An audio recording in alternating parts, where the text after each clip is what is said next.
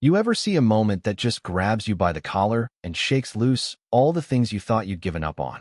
That was me, standing in the back of the county auction, trying not to look too interested as the next horse limped into the ring. Honestly, I almost laughed. This horse, skin and bones, coat like day-old coffee, dragging a leg, looked like something the wind blew in and then thought better of. Most folks didn't even give it a second glance. Somebody up front muttered, "Bet they'll have to pay someone to haul that off." And I could hear a few people snickering behind their hands. Auctioneer barely even bothered with his usual patter. Number 61, gelding, 6 years, no papers. Let's just start at $1. For a second, the whole barn was dead silent, like even the flies were embarrassed.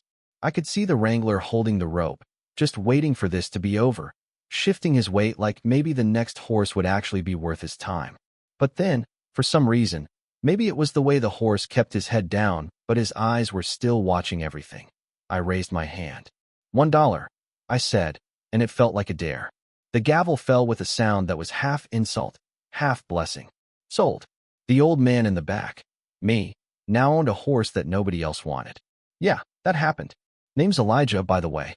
I don't usually make a scene. Folks know me, or they think they do.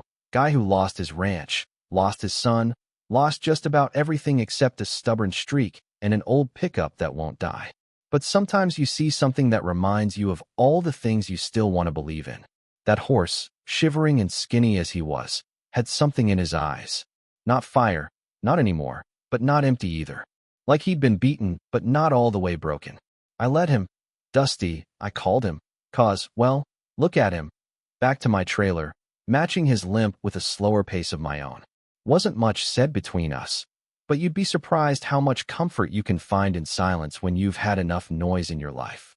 The drive home was just endless fields rolling by, fences leaning over like old men with sore backs, barns missing more boards than they had left.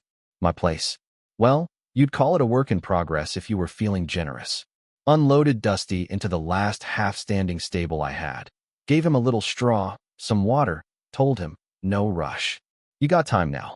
I sat on the porch with a cup of coffee that tasted like regret, listening to the wind and the occasional thump from the stable. Wasn't planning to buy, just to watch what folks threw away. Maybe I see too much of myself in things that get tossed aside. The next few days, I just let him be. No point rushing an animal, or a man, for that matter, who's known nothing but trouble. I'd come by, bring him feed, talk about nothing in particular, weather, busted truck, price of oats. Sometimes I'd brush his coat, tell him stories about the old days, about Cypress, the Mustang I used to ride before everything went south. Lost Cypress not long after my boy, Luke, disappeared. One stormy night, just gone, and I never saw him again. You know what I mean? Life just runs off sometimes, and you're left standing with empty hands and nothing but memories. That's what I told Dusty one evening, and he just flicked his ears, listened in that way animals do.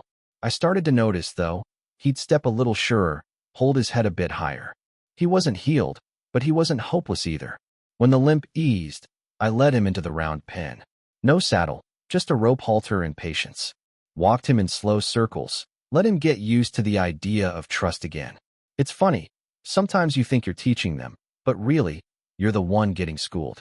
When he finally turned to face me, I felt something shift in my chest, a tiny spark. Hope, I guess. That old stubborn hope. We kept at it. I introduced the saddle, one step at a time. No drama, no force. Just slow, careful encouragement. When I finally climbed up, knees creaking and heart pounding, Dusty didn't bolt. He stood there, muscles tight, but he waited. We walked, just a circle, nothing fancy. Every step was a little negotiation, past pain giving way to a new deal. You don't hurt me, I won't hurt you. Routines set in. Mornings riding, afternoons fixing fences, nights sitting with my coffee, listening to the barn breathe. I didn't say it out loud, but it felt like living again. Then, one evening, a truck rolled up the drive. Not a neighbor. Too new, too shiny. Out stepped a man in his 40s, clean jeans, hair shorter than I remembered, eyes that looked like mine. My heart stopped. Luke, my boy, 12 years gone, and suddenly, there he was, kicking the dust in front of my porch. Neither of us knew what to say at first. He said he'd heard about me buying a half-dead horse at auction, Small town gossip gets around. We ate reheated stew and stale bread.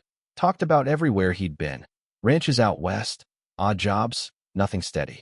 He asked about Cyprus, and I told him. Gone. Just like he'd been. I showed him Dusty in the barn, said, didn't think I'd care again. He didn't answer, just let Dusty sniff his hand, ran his fingers down the horse's neck. You cared anyway, he said. And for the first time in years, I felt like that was okay. Luke stayed. Fixed what needed fixing. Didn't talk about the past much, but didn't run from it either. He worked Dusty, even rode him once, with my blessing, and Dusty handled it like a champ. Horse had learned trust, but he picked who he'd give it to. Then one morning, Luke asked if I'd show Dusty at the county fair. He'd turn heads, Dad. I said I wasn't much for crowds, but I found a flyer for the Spring County Horse Show left on the porch anyway, with Luke's handwriting. I'll ride him if you let me, or stand beside you if you change your mind. Spent a long time just holding that paper, thinking about what it meant to want something again. 3 weeks later, we walked Dusty onto the fairgrounds. He looked nothing like the animal from that auction, shiny coat, head high, limp barely there. Luke wore a plain blue shirt and a quiet smile. The crowd took notice. This was a comeback, even if they didn't know it. Dusty's event was a trail course, gates, poles, a bridge. Not about speed, about trust. They took it step by step. No flash, just solid, honest work. Dusty hesitated at the bridge. Old fears. But Luke whispered, loosened the reins, gave him a nudge, and Dusty crossed. When they finished, applause rippled through the bleachers. Second place, beaten only by a little girl with a fancy quarter horse. Didn't matter. We'd already won. After, Luke looked at me and said, you made him whole. I shook my head. He made us whole. But, you know, nothing's ever that simple.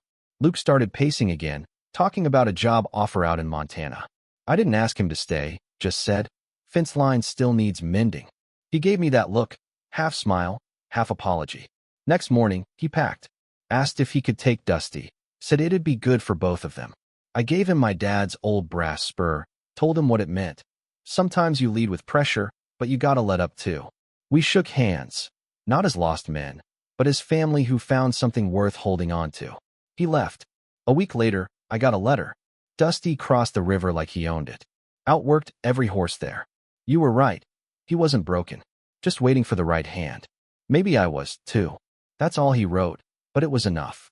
Now, when the wind stirs the grass, I swear I can hear hoofbeats in it. Maybe you believe in redemption, maybe you don't. Me? I think we all get a shot if we're willing to stick around and keep showing up, even when it hurts. So what do you think? Do we save each other, or just find our way out of the dark together? Share your thoughts about second chances, about what we owe to each other, about what makes a life worth fixing.